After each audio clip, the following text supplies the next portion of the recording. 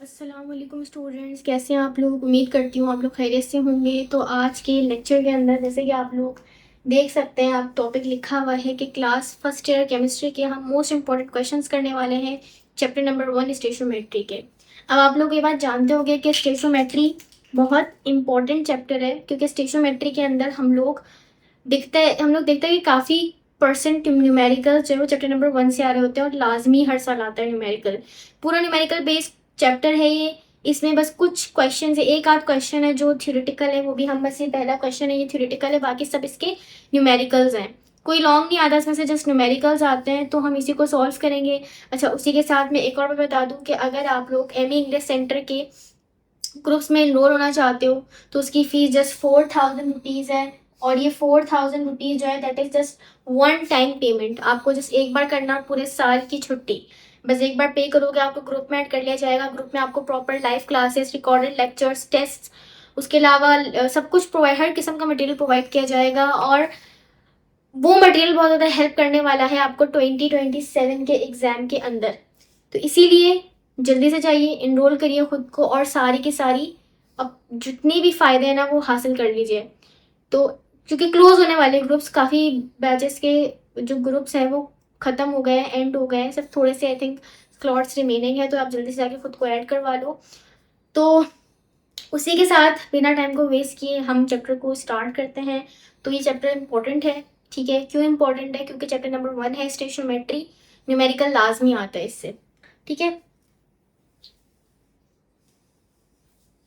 तो पहला इसका क्वेश्चन है डिफाइन द फॉलोइंग, जिसमें सबसे पहले है सिग्निफिकेंट फिगर्स। सिग्निफिकेंट फिगर्स क्या होते हैं? हमारे पास वो रिलायबल डिजिट्स होते हैं,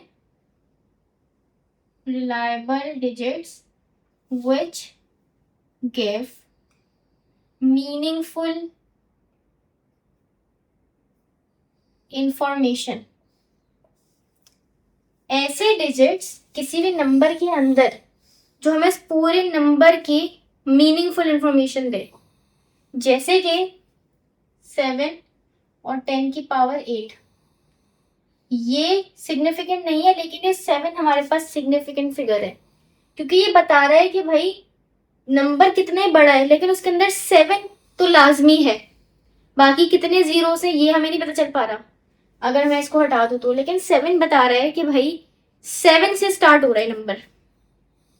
तो ऐसे नंबर्स जो पूरे नंबर की वैल्यू को स्पेसिफाई कर रहे हो, खास हो, वो पूरे नंबर को बता रहे हो, उसके अंदर मीनिंगफुल इंफॉर्मेशन हो, जिन पे हम रिलाई कर सकते हो, वो हमारे पास सिग्निफिकेंट फिगर्स होते हैं।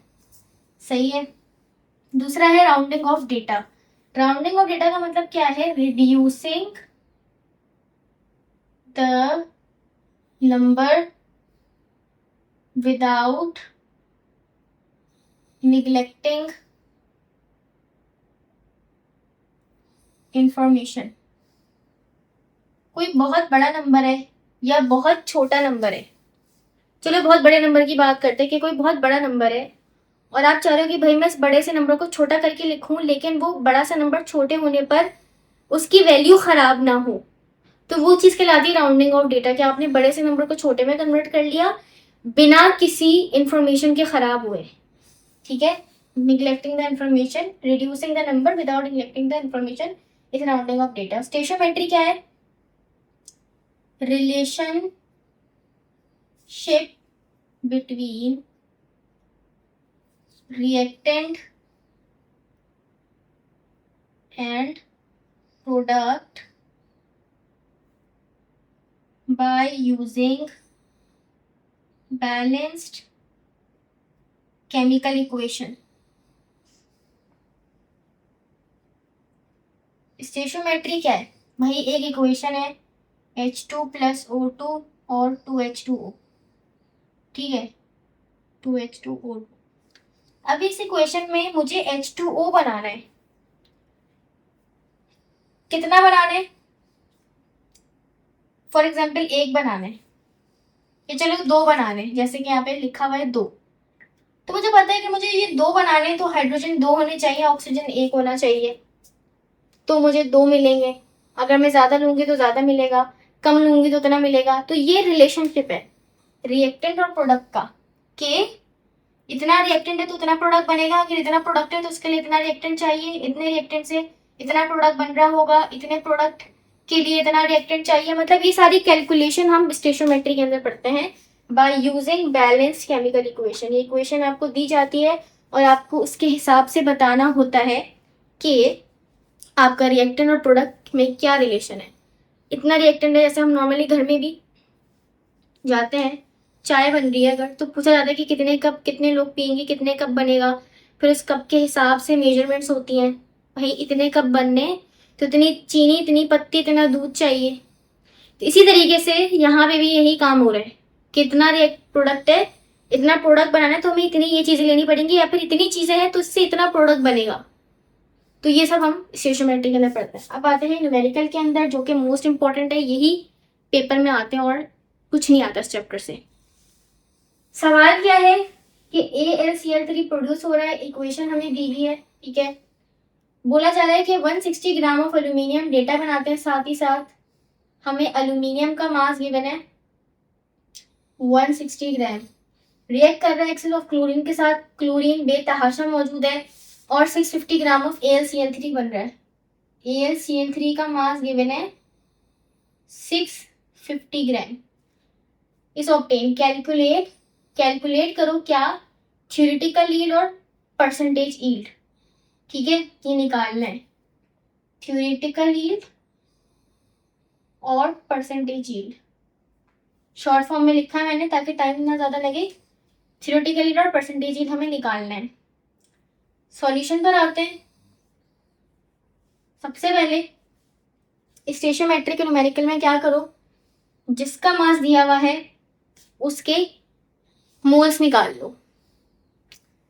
अब क्योंकि देखो यहाँ पे थ्योरेटिकल यील्ड बोला हुआ है, तो थ्योरेटिकल यील्ड और परसेंटेज बोला हुआ है, तो हमें इसके लिए ना परसेंटेज यील्ड का अगर मैं फॉर्मूला लिखूँ ना, तो उसके लिए हमें प्रैक्टिकल यील्ड को डिवाइड करना पड़ता है थ्योरेटिकल यील्ड के साथ। अब प्रैक्टिकल यील्ड और थ्योरेटिकल यील्ड क्या है, देखो अभी जो हम कैलकुलेशन कर रहे हैं ना, अभी मैं कैलकुलेशन करूंगी, AlCl3 का मास निकालूंगी, जो मैं लिख के कैलकुलेशन कर रही हूँ दैट इज थ्योरेटिकल यील्ड। मैंने बोला भाई इतना मैंने 10 ग्राम ये लिया, 5 ग्राम वो लिया, इससे इतना ये बना, कैलकुलेट करके बताया किसी पेज पे, पेन पे, वो थ्योरेटिकल यील्ड है।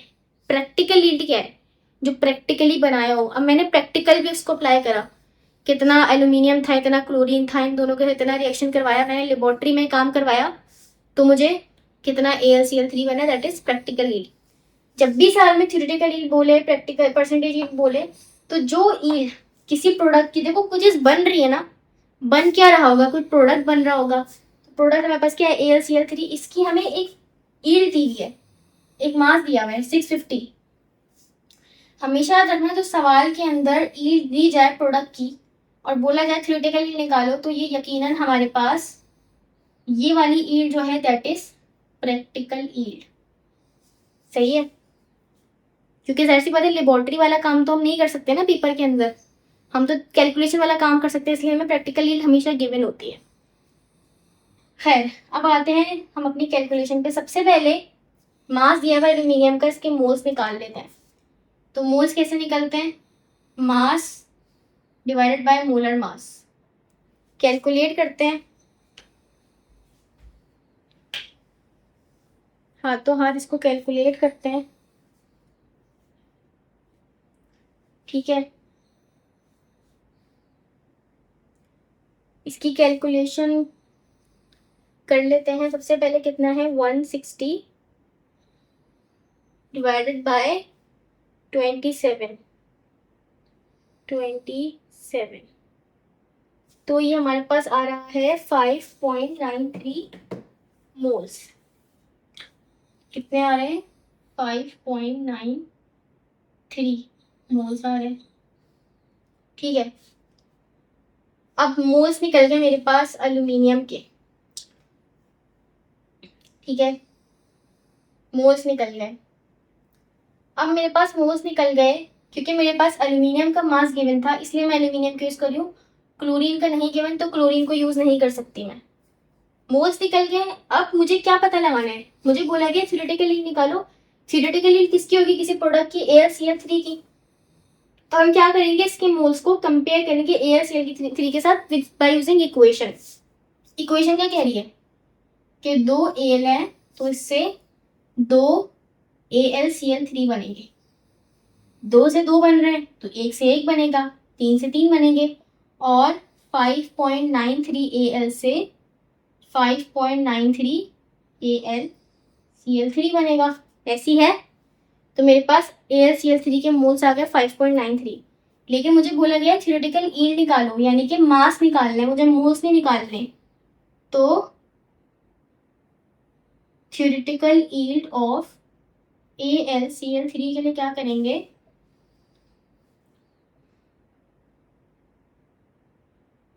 थ्योरेटिकल यील्ड के लिए मोल्स मुझे गिवन है, मास निकालना है। क्या करेंगे, फॉर्मूला क्या होता है, moles equals to mass divided by molar mass. मुझे क्या निकालना है, मास निकालना है, तो मैं मोलर मास को मल्टीप्लाई करवा दूंगी मोल्स से। मोल्स कितने हैं, 5.93।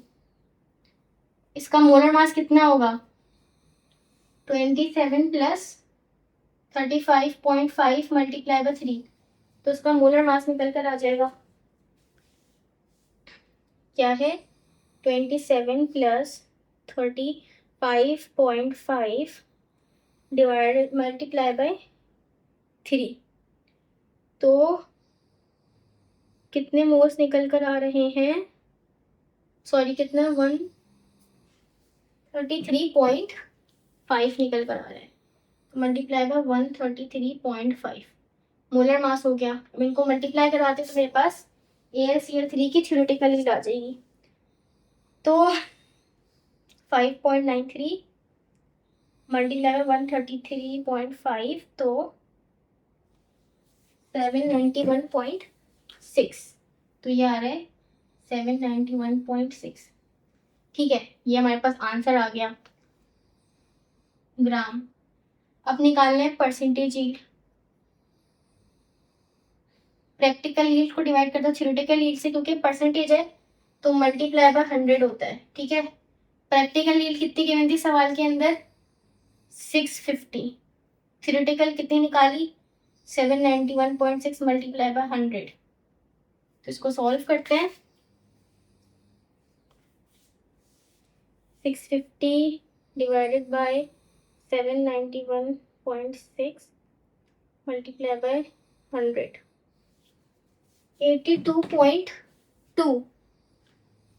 82.2% मेरे पास इसका आंसर निकल कर आ रहा है। तो था ना आसान न्यूमेरिकल, कोई मुश्किल चीज़ नहीं है, जस्ट कंपेयर करा। ठीक है, कंपेयर करके मोल्स निकाले, मोल्स आ गए तो मास निकाल लिया, मास आ गया तो डिवाइड कर लिया और आंसर निकल गया। तो एक आंसर हमारे पास ये हो गया और एक हमारे पास थ्योरेटिकल यील्ड का ये आंसर हो गया। अब इसको रब करते हैं, नेक्स्ट 2 न्यूमेरिकल्स को यहाँ लिखते हैं और फिर इसको सॉल्व करते हैं।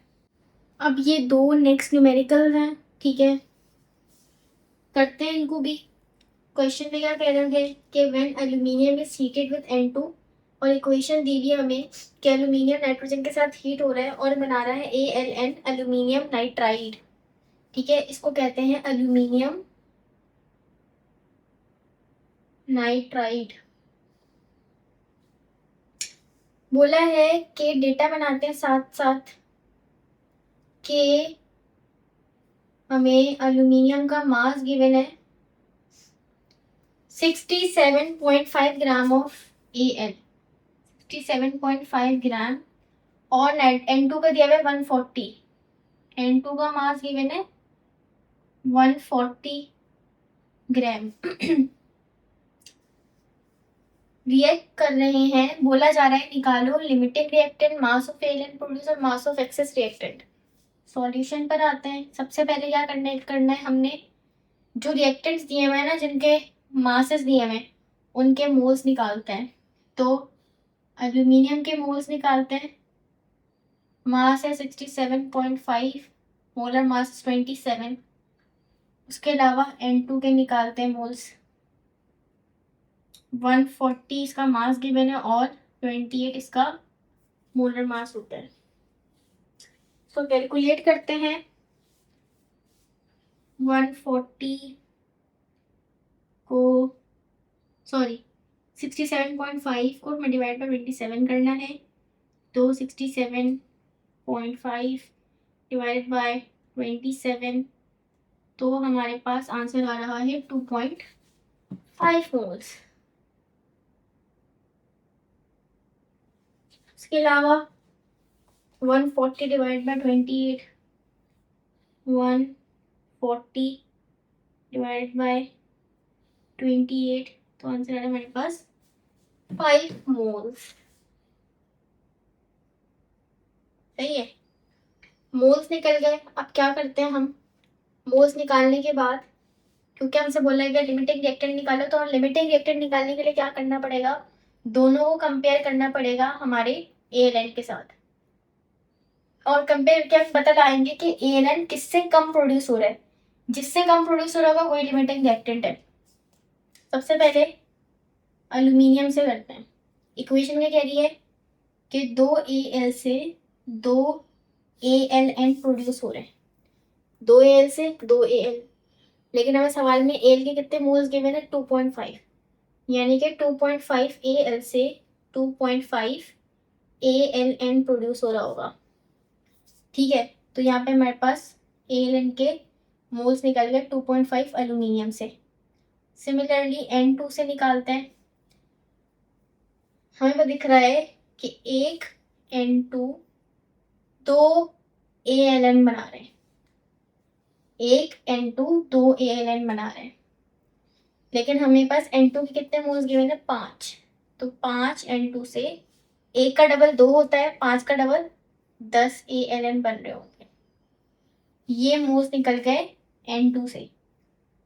अब हम देख रहे हैं तो हमें दिख रहा है कि एल्यूमिनियम से AlN कम बन रहा है 2.5, जबकि N2 से ज्यादा बन रहा है। तो यानी कि मैं कहूंगी since Al is limiting reactant, कि Al मेरा लिमिटिंग रिएक्टेंट है। क्यों?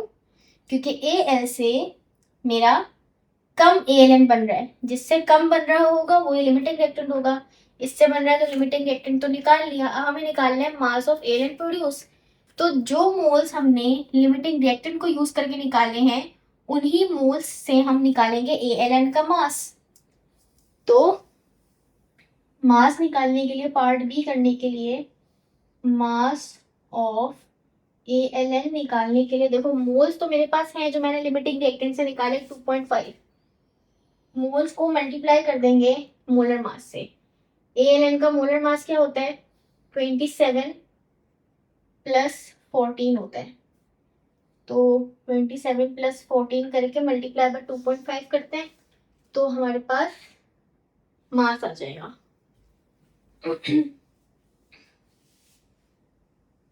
27 प्लस 14 करा तो आ रहा है 41, 41 मल्टीप्लाई बाय 2.5, तो 102.5 आ रहे हैं।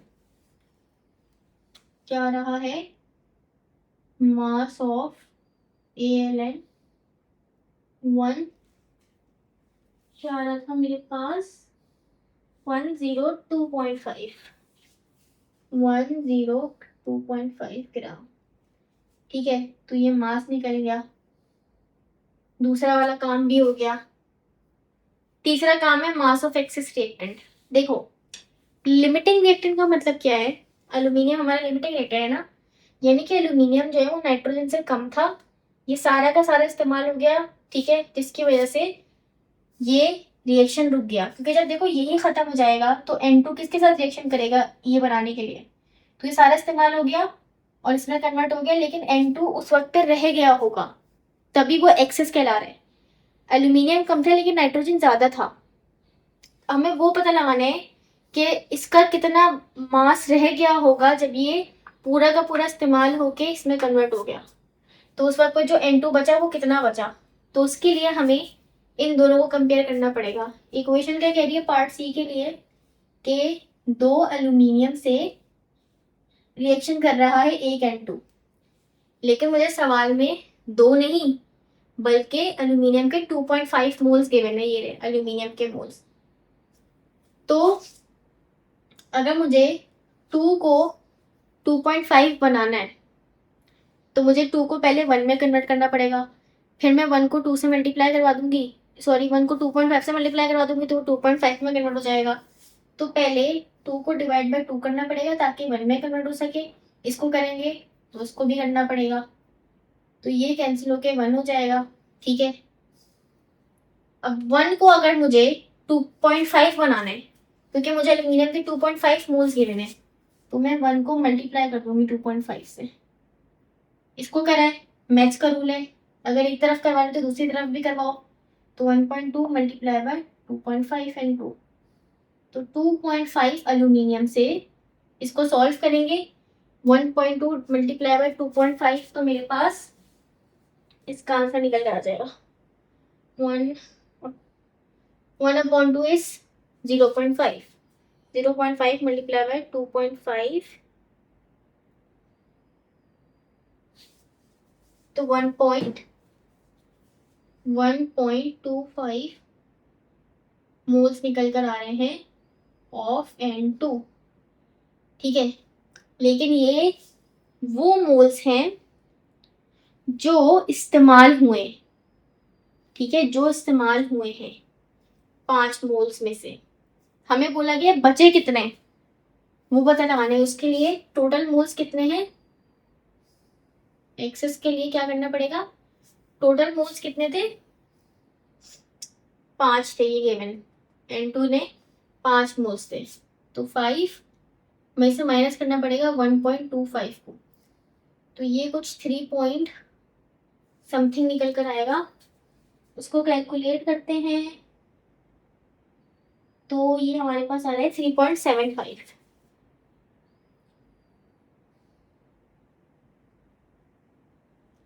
ठीक है, 3.75 मोल्स, लेकिन मुझे बोला गया मास निकालने के लिए, तो मास के लिए क्या करेंगे, मोल्स को 3.75 को मल्टीप्लाई करवा देंगे मोलर मास से N2 के, दैट इज कितना है 28, N2 का मोलर मास 28 होता है, इसको मल्टीप्लाई करवाएंगे 3.75 मल्टीप्लाई बाय 28, तो 105 ग्राम हमारे पास मास ऑफ एक्सेस रिएक्टेंट निकल कर आया। तो हमें क्या पता चला कि 140 में से 105 ग्राम बच गए, बाकी जो निकला है वो इस्तेमाल हुआ है। ठीक है, 140 में से 105 ग्राम जो है वो बचा है, बाकी सिर्फ 35 ग्राम यूज हुआ है। तो ये हमारा एक क्वेश्चन हो गया। अब दूसरे क्वेश्चन पर आते हैं, कंबशन ऑफ C2H4, C2H4 को हम इथीन कहते हैं। ठीक है, इथीन की कंबशन हो रही है, बोला गया है कि एक मिक्सचर है उसमें 2.8 ग्राम ऑफ C2H4 डेटा बनाते हैं। ठीक है, मास C2H4 का मास गिवन है 2.8 ग्राम। ठीक है, और O2 का मास गिवन है कितना 6.4 ग्राम। बोला जा रहा है लिमिटिंग रिएक्टेंट निकालो और मास, लिमिटिंग रिएक्टेंट निकालो, मास ऑफ CO2 निकालो। सबसे पहले वही काम करेंगे जो करते आए हैं, दोनों का मास दिया हुआ है तो दोनों के मोल्स निकाल लेंगे। C2H4 के मोल्स निकालते हैं पहले,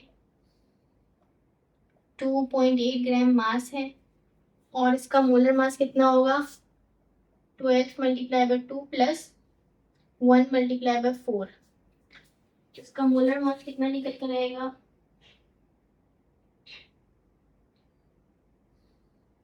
ये हमारे पास आ रहा है 28। ठीक है, 28 आके हम इसको कैलकुलेट करते हैं, 2.8 डिवाइड बाय 28, 2.8 डिवाइडेड बाय 28, तो ये हमारे पास आंसर आ रहा है 0.1 मोल्स। सिमिलरली ऑक्सीजन का भी मास गिवन है, इसका भी मोल्स निकाल लेते हैं। तो O2 के मोल्स निकालते हैं। 6.4 इसका मास गिवन है, मोलर मास 32 होता है। इसको सॉल्व कर लेते हैं। 6.4 डिवाइडेड बाय 32, तो मेरे पास आंसर आ रहा है 0.2 0.2 मोल्स। सही है। अब उसके बाद मोल्स निकल गए। अब अगेन हमें बोला गया O2 CO2 का मास निकालो। तो लिमिटिंग रिएक्टेंट निकालने के लिए हम दोनों के मोल्स को कंपेयर करेंगे इससे, जिसका कम आ रहा होगा CO2 का, जिससे कम आ रहा होगा वही हमारा लिमिटिंग रिएक्टेंट होगा। सबसे पहले C2H4 से कंपेयर करते हैं। मैंने कहा इक्वेशन क्या कह रही है कि एक C2H4 से 2 CO2 बन रहे हैं, यानी कि जितने C2H4 के मोल्स होंगे उसके मुकाबले में डबल। सवाल में मुझे C2H4 के 0.1 मोल्स दिए हुए हैं। 0.1 C2H4 से 0.1 का डबल, क्योंकि 1 का डबल 2 होता है, तो 0.1 का डबल 0.2 O2 बन रहा होगा। तो ये मोल्स निकल गए O2 के C2H4 को यूज करके। O2 को यूज करके निकालते हैं। O2 के इक्वेशन कह रही है कि 3 O2 से 2 CO2 बन रहे हैं। अब ये तो मसला हो गया। 3 और 2 को हम कैसे कंपेयर करें? यहाँ तो हम फिर भी अंदाजा लगा रहे थे कि डबल हो जाएगा, हाफ हो जाएगा। यहाँ पे क्या करें? सबसे पहले मुझे इस 3 को 1 में कन्वर्ट करना होगा। अगर मैं 1 में कन्वर्ट कर लूंगी तो मुझे सवाल में 0.2 मोल्स दिए, मैं उससे निकाल सकती हूँ। इसको 1 में कन्वर्ट करने के लिए 3 को 3 से डिवाइड करना पड़ेगा। इसको करा है तो इक्वेशन का रूल है, उधर भी करेंगे। ये कैंसिल होके 1 हो जाएगा। ठीक है, 1 O2 से 2/3 CO2 बन रहा है। ये मुझे एक का पता चल गया, लेकिन मुझे सवाल में 0.2 मोल्स गिवन है। 0.2 के लिए इस 1 को मल्टीप्लाई करना पड़ेगा 0.2 से। इसको करेंगे तो इसको भी करना पड़ेगा। ठीक है, इसको करा है तो इसको भी करना पड़ेगा। इसको सॉल्व करेंगे तो मेरे पास CO2 के मोल्स आ जाएंगे। 2 divide by 3 multiply by 0.2,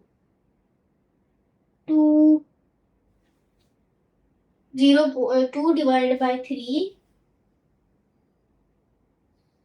multiply by 0.2, तो 0.13 मोल्स आ रहे हैं।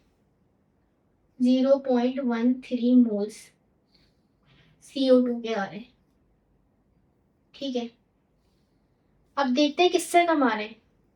C2H4 से 0.2 आ रहे हैं और O2 से 0.1 आ रहे हैं। तो मैं क्या कहूंगी? मैं कहूंगी यहाँ पे लिख देती हूँ क्योंकि जगह कम है कि O2 इज लिमिटिंग रिएक्टेंट, क्योंकि O2 से CO2 के मोल्स कम निकल कर आ रहे हैं। प्रोडक्ट के देखेंगे हम किसके कम निकल कर आ रहे हैं। CO2 के कम निकल कर आ रहे हैं, हालांकि इसके ज़्यादा है, 0.2 ज़्यादा है और 0.13 छोटा होता है। अब मुझे मोल्स निकल गए तो मुझे क्योंकि मास निकालने का बोला गया CO2 का, तो मैं मास निकालूंगी। मास कैसे निकलेगा? मास ऑफ CO2 के लिए 0.13 मोल्स निकाले मल्टीप्लाई बाय CO2 का मोलर मास होता है 44। मोलर मास से मल्टीप्लाई करेंगे मोल्स को तो मास निकल कर आ जाएगा। तो 0.133 मल्टीप्लाई बाय 44, तो 5.8 आंसर आ गए। 5.8 ग्राम। तो मास ऑफ CO2 निकल कर आ गया। एक तो लिमिटिंग रिएक्टेंट बताना था, वो भी बता दिया हमने, और मास ऑफ CO2 भी बता दिया। अब उसके बाद हमारे पास दो लास्ट के 2 क्वेश्चंस रह गए हैं, उसको करेंगे तो हमारा चैप्टर कंप्लीट हो जाएगा। यहीं पे वीडियो को पॉज करते हैं और फिर मैं लिख के वापस से कंटिन्यू करती हूँ।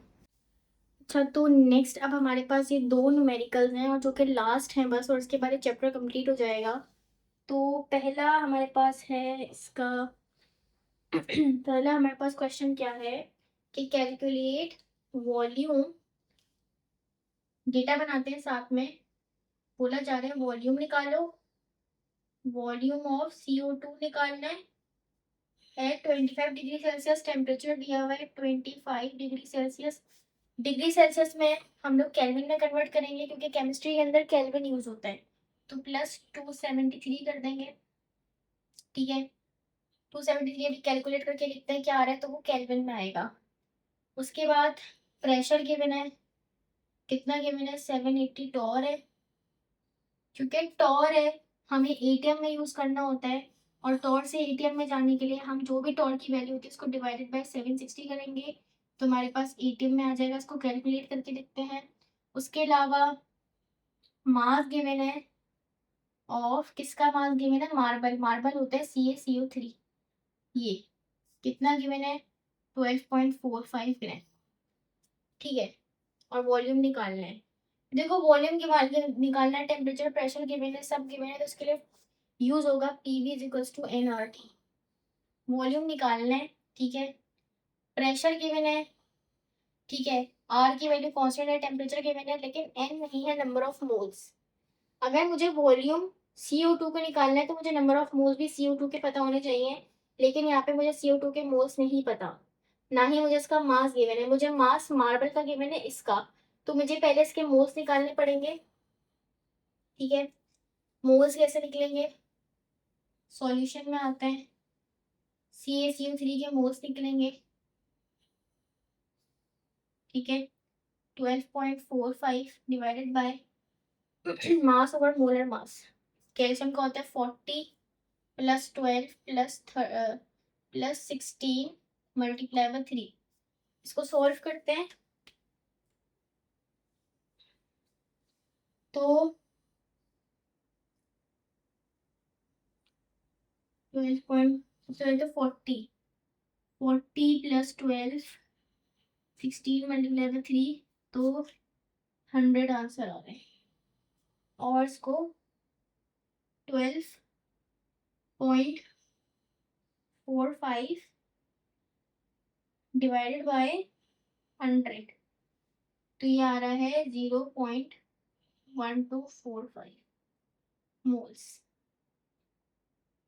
अब इक्वेशन देखते हैं। इक्वेशन कह रही है कि 1:1 का रेशियो है, यानी कि एक CaCO3 से एक CO2 बन रहा है, तो 0.1245 CaCO3 से 0.1245 ही CO2 बनेगा। तो CO2 के तो मोल्स निकल कर आ गए, ठीक है। मोल्स आ गए तो उस फॉर्मूले में पुट कर देते हैं।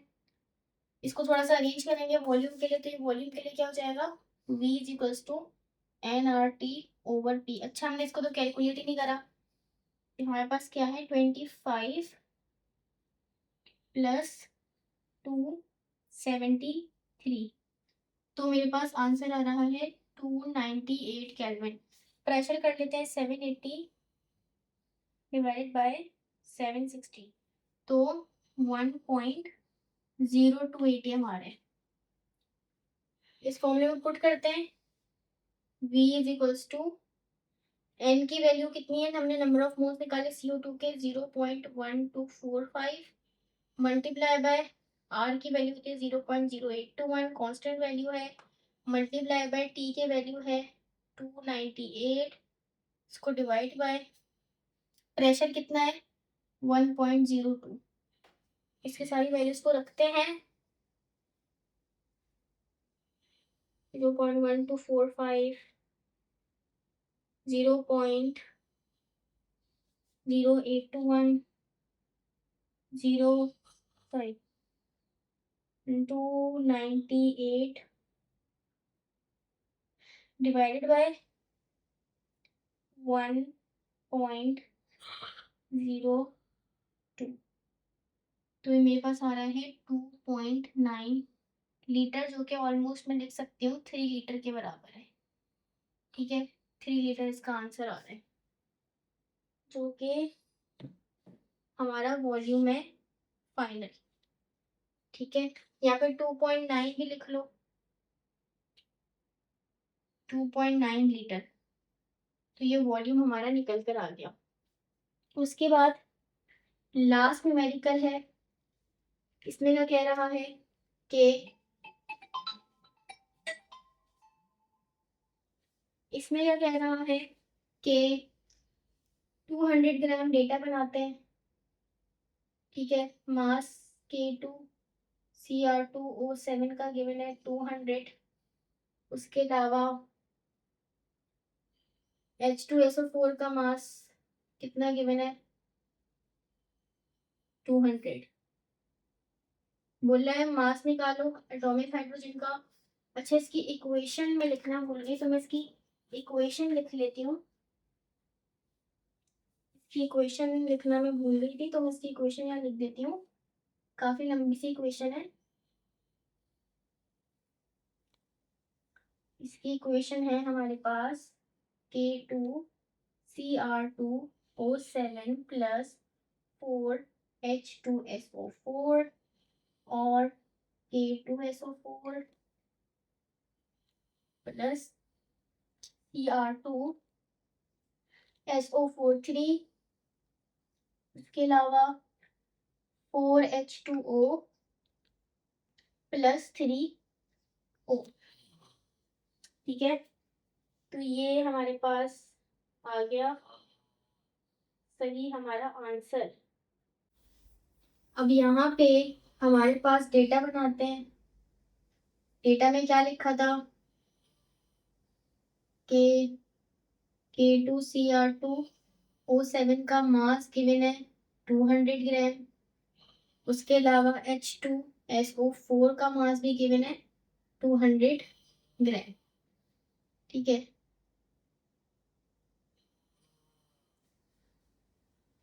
और हमें निकालना क्या है, मास ऑफ एटॉमिक हाइड्रोजन, इसका मास निकालना है, और मास ऑफ रिएक्टेंट लेफ्ट।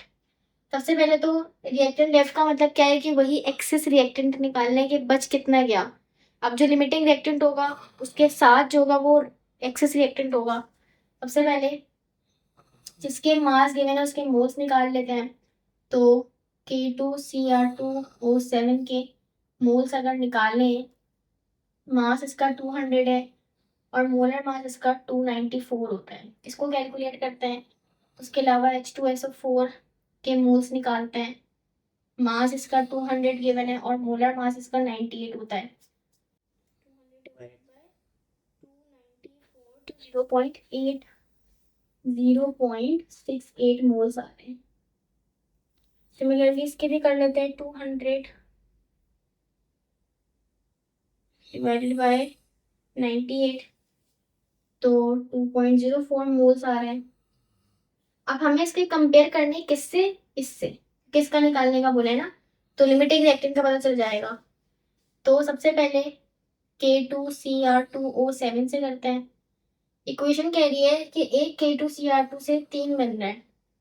एक K2Cr2O7 से 3 बन रहे हैं। ये सवाल में 0.68 दिया हुआ है K2Cr2O7, तो 0.68 को मल्टीप्लाई बाय 3 कर देंगे। 0.68 मल्टीप्लाई बाय 3, तो 2.04 बन रहा है। तो ये मोल्स निकल कर आ गए बाय यूजिंग K2Cr2O7। अब H2SO4 पर आते हैं। इक्वेशन कह रही है कि 4 H2SO4 से 3 बन रहे हैं। 4 H2SO4 से 3 ऑक्सीजन बन रहे हैं। लेकिन मुझे तो 4 नहीं, मुझे तो सवाल में H2SO4 के 2.04 मोल्स दिए हैं। तो मुझे इस 4 को पहले 2.04 में कन्वर्ट करना पड़ेगा, तभी मुझे पता चलेगा कि इससे कितने बन रहे हैं। उसके लिए मुझे इस 4 को पहले 1 में कन्वर्ट करना पड़ेगा। तो 4 को 4 से मल्टीप्लाई डिवाइड करवाएंगे तो ये 1 में कन्वर्ट हो जाएगा। इसी तरीके से इसको भी कराना पड़ेगा, ठीक है। ये 1 हो जाएगा, 1 H2SO4। पता चल गया कि 3.4 O बन रहा है। अब मुझे 1 नहीं, मुझे सवाल में 2.04 दिया गया, तो मैं इस 1 को मल्टीप्लाई करवा दूंगी 2.04 से। तो ये हो जाएगा 2.04 H2SO4। और ये 3/4 है, इसको करवाया 1 को मल्टीप्लाई बाय 2.04, तो इसको भी करवाएंगे। इसको सॉल्व करते हैं। 3 डिवाइडेड बाय 4 मल्टीप्लाई बाय 2.04, तो कितने मोल्स निकल कर आ रहे हैं, 1.53 मोल्स निकल कर आ रहे हैं O2 के। ये मोल्स निकल कर आए हैं किसके, H2SO4 से। किससे कम आ रहे हैं, इससे। यानी कि मैं कहूंगी since H2SO4 is limiting reactant. H2SO4 मेरा लिमिटिंग रिएक्टेंट है। अब लिमिटिंग रिएक्टेंट का मुझे पता चल गया, ठीक है। तो मुझे बोला गया मास निकालने का, तो मैं इसके मोल्स यूज करूंगी, H2SO4 से निकाले हुए मोल्स यूज करूंगी, ओके, ताकि मैं इसका मैं इसका मास निकाल सकूं। तो मास ऑफ O2 के लिए, सॉरी O2 नहीं है, ये है, क्या करना पड़ेगा, मोल्स को मल्टीप्लाई करना पड़ेगा मोलर मास से। मोलर मास क्या होता है, ऑक्सीजन का 16 होता है, तो ये मल्टीप्लाई बाय 16 हो जाएगा, तो उसका मास आ जाएगा 24.48 ग्राम। ये मास निकल कर आ गया ऑक्सीजन का, ठीक है। तो ये वाला काम तो हो गया। अब मास निकालने हैं रिएक्टेंट लेफ्ट। देखो अब एक बार चल गया H2SO4 जो है वो लिमिटिंग रिएक्टेंट है, यानी कि ये सारा का सारा यूज हो जाएगा, तो ये रिएक्शन रुक जाएगा, लेकिन ये उस वक्त रहता होगा। तो ये जो रहता होगा मुझे वो निकालना है। इसको निकालने के लिए मुझे इसको यूज करना पड़ेगा कि 4 H2SO4 यूज कर रहा है 1 K2Cr2O7, लेकिन मुझे 4 नहीं, मुझे तो सवाल में 2.04 मोल्स गिवन है, तो इस 4 को 2.04 के लिए अगेन डिवाइड बाय 4 करना पड़ेगा, इसको भी करना पड़ेगा, और देन मल्टीप्लाई बाय 2.04 करना पड़ेगा, क्योंकि ये 4 से डिवाइड होकर 1 हो जाएगा। 1 को 2.04 बनाने के लिए इसको मल्टीप्लाई करना पड़ेगा, तो उसको भी करना पड़ेगा। तो 2.04 H2SO4 से 1/4 मल्टीप्लाई बाय 2.04 K2Cr2O7 यूज होगा। इसको सॉल्व करते हैं, 1 डिवाइडेड बाय 4 और मल्टीप्लाई बाय 2.04, तो ये आंसर आ रहा है हमारे पास 0.51 मोल्स, ठीक है। ये वो मोल्स हैं, कितने मोल्स में से, 0.68 मोल में से जो इस्तेमाल होंगे। अब जो इसमें से बचेंगे ना, सॉरी, इसमें से बचेंगे वो एक्सेस हैं। अब बचे हुए कैसे निकालेंगे, एक्सेस के लिए क्या करना पड़ेगा, एक्सेस बोले या लेफ्ट बोले, टोटल कितने थे 0.68, इस्तेमाल कर कितने हुए 0.51, तो 0.68 डिवाइडेड बाय 0.51 करेंगे, तो 1.33 रिमेनिंग है, ठीक है। ये मोल्स है जो लेफ्ट रह जाएंगे, लेफ्ट, ये वो मोल्स हैं जो लेफ्ट रह जाएंगे, 1.33 बच जाएंगे, लेकिन हमें मोल्स नहीं, हमें मास बोला है। मास के लिए क्या करेंगे, यहाँ पे कर देती हूँ मैं, मास के लिए मोल्स गिवन है, पता चल गए 1.33, इसको मल्टीप्लाई बाय मोलर मास कर देंगे। मोलर मास कितना है K2Cr2O7 का, अभी हमने निकाला था 294, तो मल्टीप्लाई बाय 294, तो ये दैट इज मास कितना आ रहा है 392, ठीक है। तो नंबर ऑफ मोल्स, ये वो मास होगा जो रह जाएगा। आई थिंक कुछ गड़बड़ी हुई है मेरे ख्याल से, नहीं, 1 मिनट, यहाँ पे कुछ मसला हुआ है। 0.68 माइनस 0.51 करेंगे, तो यहाँ पे गलत लिखा था मैंने, तो 0.17 आएगा।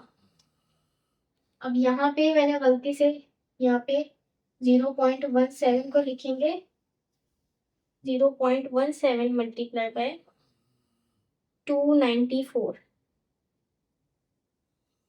ठीक है, 0.17 294, तो 49.98, ये वो मास है ग्राम में जो बच जाएगा जब हमारा रिएक्शन रुकेगा। H2SO4 जब सारा का सारा खत्म हो जाएगा, ठीक है, इसको ऐसे रिएक्शन रुक जाएगा। जब रिएक्शन रुकेगा तो K2Cr2O7 जो है ना, वो जो बचा हुआ होगा ना, उसका मास वो ये है 200 में से ये बचा होगा। तो इसी के साथ हमारे सारे न्यूमेरिकल्स कंप्लीट हो गए हैं। आई होप आप लोगों को समझ आया होगा। सारे न्यूमेरिकल्स एक जैसे ही हैं, वही काम हो रहा है सब में, कि मोल्स निकाल रहे हैं, फिर कंपेयर कर रहे हैं, लिमिटिंग रिएक्टेंट निकालना है, उसका कितना मास रह गया, कितना बचा है, ये सब निकालना है, वही सारी चीज़ें हैं। तो आई होप ये समझ आया होगा। कोई क्वेश्चन है तो कमेंट में कर दीजिए, या फिर अगर आप ग्रुप में ऐड हो तो मुझे पर्सनली मैसेज करके पूछ सकते हो। इंशाल्लाह मैं आपके डाउट्स क्लियर करने की कोशिश करूंगी। तो इसी के साथ हम इस लेक्चर को एंड करते हैं। मुलाकात होगी आपसे नेक्स्ट लेक्चर में, तब तक के लिए अल्लाह हाफिज़।